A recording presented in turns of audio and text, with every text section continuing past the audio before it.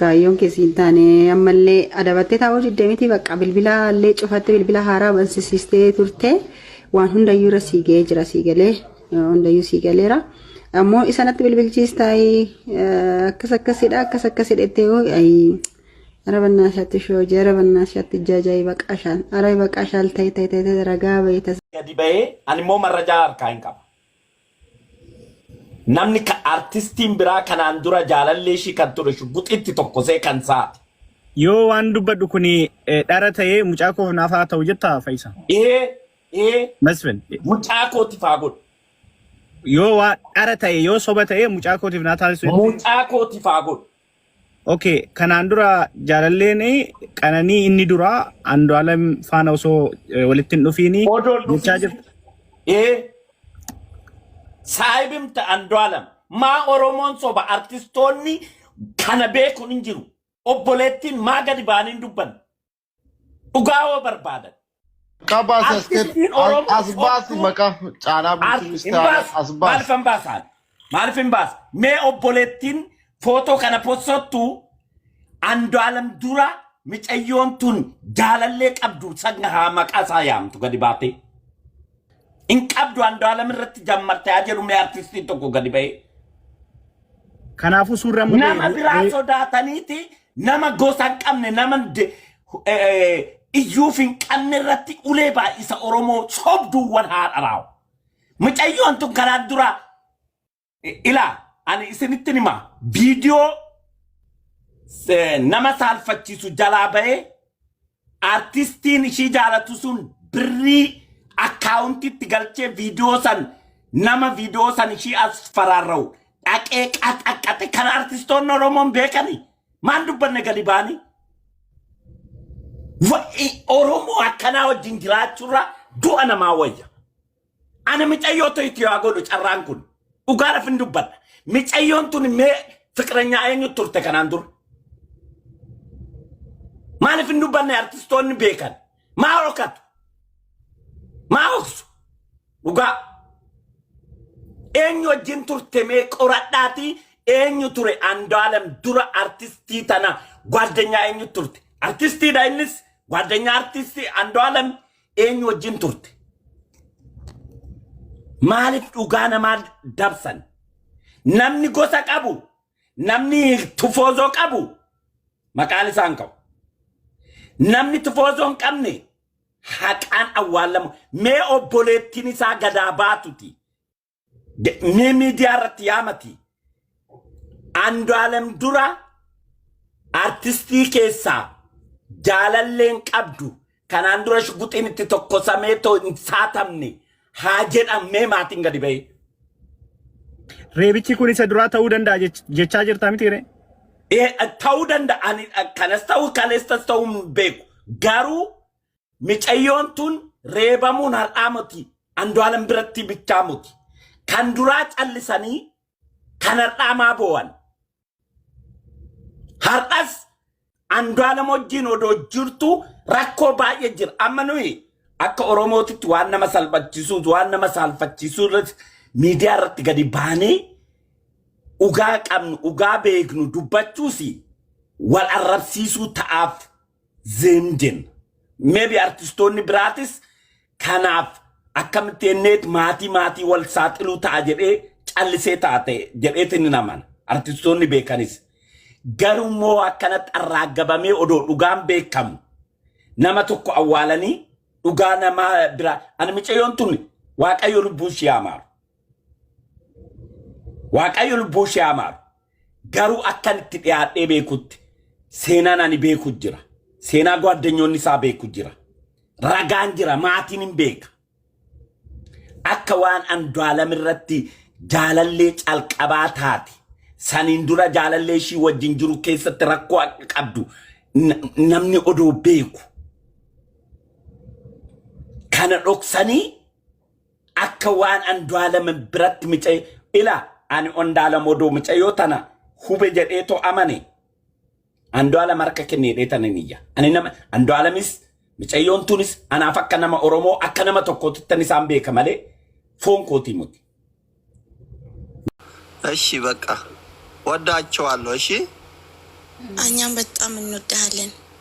አስሊ ቆይ ከነንጀ አንሩምኛ ገሩን ቤካ ከነንጀ ጀቹን አማ አንዱ አለምን ጀቹድ ነምን ድርቱ አክንመት ገድበ ያው ብሩ መሳኒት ጥቅም መሳኒት ማፍ እዩ ማለ ጀራፊ ሞት ሰነን ያጅረኒ ወይም ደግሞ መቃምጨዮትን ወይ እንትን ተቋቋመኒ እሽን ረገሩ እርዳታ ረቱርቴ ሞት ይረ ጊዜ ዱራኒሳን መቆማሽ ተረካስመት ጀራሪ ሰፖርት መተኩ ጎዳኒ ረ አቋቋመን ጅረኒ አኩመየት ደግሞ እሰን ገሩ መሳኒት ፍያጅሩ ጀራፊ በርባኒት መቲ ያ ኦሮሞን ቤታሙ ኦሮሞ መቆማከኛ በለሰኒ ግዝሞን ደግሞ ቆመኝረት ኦሮሞን ከገሩ ኦፍማከኛ ፍኖፊ ከኛ ወልንታኑ ናምተኩ ደግሞ በይ ሰገል መረክ እናንጅሩ ጆልምት ቢቤ ከምትሬ አክቲቭ ረምታይ ዶክተር መርሲ አምቤክ ከምሬ ባኑን መተኮሬ ዱበቻን ጀራኒ ቤታ ወይ ሙጫፍስ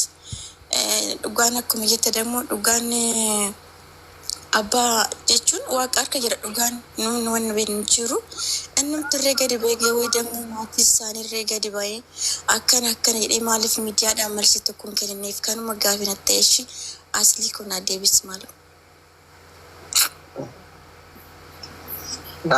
ጋፊ ከይን ኡልፋታ ሎጎ አማማሊ ወይዳ ኦሮሞን አዳ ቀባሳ ፉቅ ቀበሲ ገለ አካ አዳ ኦሮሞቲ ሲላ ኡመኒ ኩን ኡመተ ባላዳ ኡመተ መንጉዶ ብያ ቀቡ ኡመተ አቦቲ አማንታ ቀቡ ሲገለ ዱቢን ጀራ ካና ኩን አማ ወንቲ ተይ ኩኒ አባ መናፊ ሃዳ መና ግዱቲ ተይ ዮኪን ጃላሌ ለማን ግዱቲ ተይ ጃላሌ ለማን ጊዜ ወልሚዳኒ ጃላለራ kan ka'e wal miidhan malee diinummaa fi miti. Isa kana immoo akkamitti xumuramaa gaafa jedhamu namni tokko yoo lubbuun si harkatti badee karaa sadii hin xumuramu. Eegana gaafatte. Yaaduma mataa kiyya sii kennaa beek. Akkuma duraan dhagayaa tureef argaa turretti sitti hima jechuu barbaadetti. Lubbuun namaa yoo nama harkatti badee karaa sadii kan xumuramu gaafa galteen akkasii galu. Saasirraa wal arrabsan kana osoo hin taane jechuudha. Akkaataan kun akkam yoo jettee warra namni irraa du'ee fi warra ajjeese kana yookiin qaamni seeraa shakkamaa kana seeratti dhiyeessee yoo murtiin seeraa sun dhiyeessellee hin quufsine hawaasni mootu manguddoon biyyaa abbootiin amantii warra lamaanuu walitti fidee dubbii kennadhaa jedheeni dubbii kana laala. Dubbii kana laalee gaafa bakka rakkoon jirtu arge mootu gumaan kafalama. Gumaan kun immoo kan kafalu abbaa badii san dalage qofa osoo hin taane ka gosaati. Gosa kafala akka an beekutti si galee. Akkasitti warri waa irraa badan sun kiifamee gosti lamaanii fi warri itti balleessisu walitti araarama aadaa Oromooti kun. Yoo warri waa lubbuun namaa irraa badde mootu lakki kun hundinuuyyuu hin ta'u manguddummallee hin barbaannu seerallee hin barbaannu araarumaa hin barbaannu dhiigni dhiigan bahuu qabaa jedhame asirraa wal arrabsanii minaamini akka warri waa jalamine sun if eeggatutti ofirraa eegu badii biraa balleessu osoo hin taane afaan ofii qabatanii halkan tokko dhaqaniitini yoo lafa baadiyyaa taate mana citaa kana itti hidhanii kibriita itti qabsiisanii caal gochuudha bilee gochuudha jechuu lubbuu badde lubbuun deebisuu jedhama karaa sadiin kana ka'an beeku malee isa laayikiif koomentiin suuraa wal galabbatan kana aadaa Oromoo keessallee hin jiru dhiigallee baasuu miti jechuudha. Tigalee anam osoo namni waan irraa ta'e yoo namni san seeratti illee hin dhiyeessu manguddummallee hin barbaadu jedhe nama kiyya ajjeese sana ajjeesuudha kaafee zarii isaa barbaade jechuudha. እንደዚህ ነው ዱቢን ከኑ ማለት ዱቢን ብራን ጅሩ ባይ ሸጋለ ካገሩ ጊዜ ተኩ ደግሞ ቤታ ኬኛ ኦሮሞኒ ጸልይ ጀታ ቤታ ኢሳንሱን ጊዜ ድበቱሬ ባኒ ትሪ አከናከነን ጀን ዱቢን ከናከነከነ ስለንጀኔ በቃ ኢሳን ከኑ ማርገተነቱ በቃ ሚዲያ ጉባረት አመቶር በመቅጥ በቃ ሉቡ ሲደብዘ ፖለቲካ ብራ ገዘን አንገልጂ ዋን በኩ ሲደብዘ Inde. Politika keessa nagaa jodde. Akka doktorii tokkotti na gaafatte waan beekurraa si deebise kalaas. Kaamilaati yaa rabbi si haa milkeessu. Kanuma nu kabayin.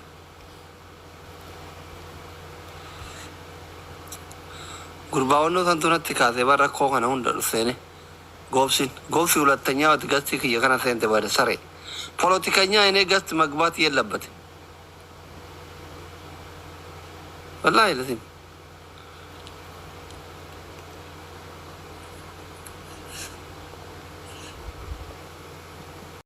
dafee jalaan ishee qaddafee odoo isheen dubbatee mucachi wayii deeggaraa isheeti. Lakkii hamma hola rabsuu isheenis ishiituu godhe jetti waan waliin jaallatteef jedhe dafee. Jedhe daalachaa. Bakka isaatti isiniin galuu?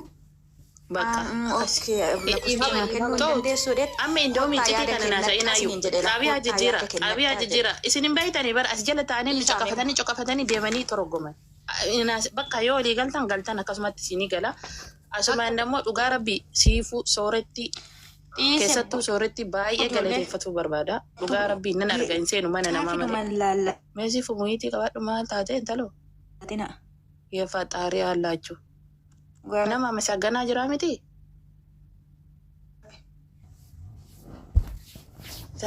Taab godhaaf maal taab hin goon. Qoya bayuu wayda kaani bayuu wayda tarbiina godhan yam.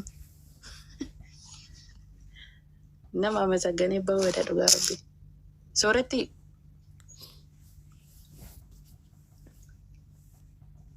Qashti Roosi. Jabaadhu dhugaa rabbi hedduu jabduu tiyyaa si arga yeroo baay'ee dhugaa dubbachuuf fakkeessuuf illee osoo hin ta'in nan argaa namni eenyu akkam akka hordofuu yoo akkas isin jedhu sooretti bichaa osoo hin ta'in manoota gurguddaa yoo seentu ni arga si galee hin seenu malee nan hordofa jala inuma deema jabaadha wanna kanarratti dhugaa rabbi yoo dhugama oromummaa nuquuqe ta'e jechuudha. Warroota wareegaman seenaa isaanii akka irraa barreerra akka adaba akka siraata jedhamu wanta maraayyuu jechuun nu barsiisan Hacaaluu faanti hunduyyuu jechuudha. Sababa kanaafi jabaadha wanna kana dhugaa rabbi sirriitti cimsa siifuun faanti hundi keessanuu fatiyaallee dhugaa rabbi haqarratti jechuudha. Maaliif jennaan boru ilmoo ta'een arga wanna kana kan kadeemtan haqaan akkanatti jechuudha. Dhugaa micaa kanallee bahee suma dhugaa isiniin jedha dhugaa micaa kanallee bahee micaan kunillee mataa ol qabatee deemu jechuudha. Dhugaa rabbii inni intalli du'a tokko duuta miti inni du'a meeqa du'a suma dhugaa isiniin jedha. Niitii ofii jechuun dammoo ni ulfaata mana keessattuu suuraa tokko adeellam kana dhiisisu suura wajjin ka'an yookaan sagalee nama sanii gaafa caqafate sammuun isaatu sirrii miti. Amma namni uummanni asirratti iyya malee waan hundaalamu keessa jiru maaltu beeka? Namni takkitti hin beeku. Siinii galee kanaafi dhiifa malee na daddafee illee isin tursillee. Rooziyaan akkam fedha beektaa akka dhuunfaa kiyyaatti dhugaa rabbi jechuudha. Seerri mucaa kanaan ati harka keessaa qabda jedhanii hidhanii hoggaa shanii yoo dutti faradamanii ani gammachuu qaba maaliif beekta maaliif sin jedhe beektee Oromoo kana keessaa galagalamee seeraan waan bakka nusuudha jedhamee waan ba'u natti dhagama jechuudha. Garuu wanta ragaa hin qabnetti wanta mucaan kun beekte akka waan seera caalaa waa beekanii akka waan caalaa yeroo mucaan kun ajjeese akkana ija argaa turanii isatu ajjeese ani kakkatan jechuu bar isatu ajjeese isatu akkana godhe isatu ragaa bar fakkeenya wobiin ba'ee bar mucaan kun qulqulluu dheenanii hin baane wobiin ba'e gaafa wobiin guyyaa kana kootu jedheen nama dhaquu danda'uudha maaliif jennaan wobiin ba'e waan ta'eef jechuudha. Garuu akka nama Amaara bira deemanii Amaara sa'aatii 24 Oromoo arrabsu bira deemanii gaafa sagal mucaan kun isatu ajjeese isatu akkas ta'e gaafa jedhanitu natti dhagame jechuudha. Gandummallee nutti jiranii bara amma Harargee keessa dulloonni Suuditti waggaa 20 muluu ta'e nurratti qeeqaa jirti beeyta.